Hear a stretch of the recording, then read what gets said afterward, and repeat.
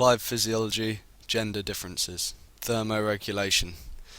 The difference between men and women with thermoregulation is that women start to sweat at higher skin and core temperatures, whereas men, they start sweating at lower skin core temperatures, allowing women to be more protected from dehydration because they're losing water less than men due to the fact that they start sweating later on. Females usually cool faster than men also, due to them having a small body mass across a large surface area, whereas men, however, don't cool as fast due to having a small surface area to mass ratio, due to their greater concentration of skeletal muscle tissue. Men also, for heat dissipation, instead of relying on circulatory mechanisms, unlike women, men use convection and evaporation mechanisms more to their advantage. Flexibility. Women are known to be more flexible than men, due to them having more connective tissue in their tendons and ligaments. This is more than men due to the fact that women have estrogen, which is a female hormone, which helps them with more connective tissues.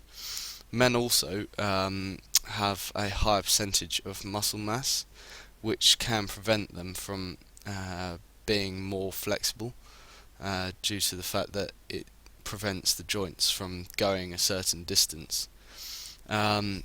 This is therefore why there's sports, women are more suited to sports such as ballet and gymnastics and maybe synchronized swimming, because they have a greater flexibility than men, and so men tend to use the higher percentage muscle mass for sports such as rugby, which doesn't require as much flexibility as those other sports. Body size. Females have a shorter appendicular components, which results in smaller height and weight, however, compared to males who have larger appendicular components, making them taller and heavier than women. Females are shorter than men due to them having shorter and lighter bone structures than males. This therefore means that females are good in gymnastics events. That's because they use balance, flexibility and agility, whereas men, due to them having heavier and bigger bone structures, they use their strength and explosive speed. For example, in rugby, has a greater need. Female figures are usually narrower at the waist than at the hips.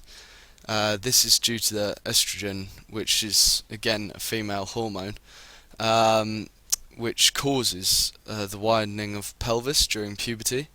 This is so to help them with childbirth later on in life.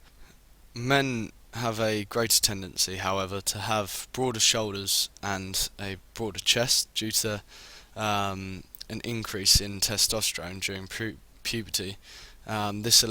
This therefore allows men to inhale more air to supply their muscles with oxygen during physical activity. This therefore helps them with explosive events such as sprinting. Body composition. Women have a higher percentage of body fat than men. The reason for this is that females require more fat due to female reproductive hormones. Due to this, women's healthy weight for women is usually between 15 to 25% body fat. However, with men, a normal, optimal body fat percentage is 10 to 20%. However, when it comes to athletes, female athletes, they usually require 10 to 20%, which is the equivalent to a normal male.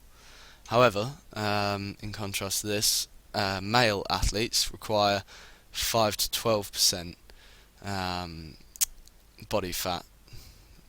However, if a woman's body fat percentage falls between below 12% of her total body weight, hormone production can be compromised, and also menstruation can be interrupted. Um, Body fat below 10% for women and 4% for men may indicate an eating disorder, like anorexia.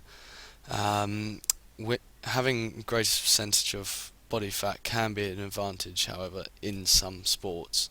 For example, long distance swimming, it is athletes need to have a certain level of body fat due to the fact that body fat gives a certain buoyancy and heat insulation. Blood volume. Um, Men have 5.5 litres of blood in their body. In contrast to this, women have 3.5 litres of blood in their body. Um, Both male and female, have platelets, white blood cells, red blood cells, and plasma in their blood. Plasma especially to transport nutrients around the body.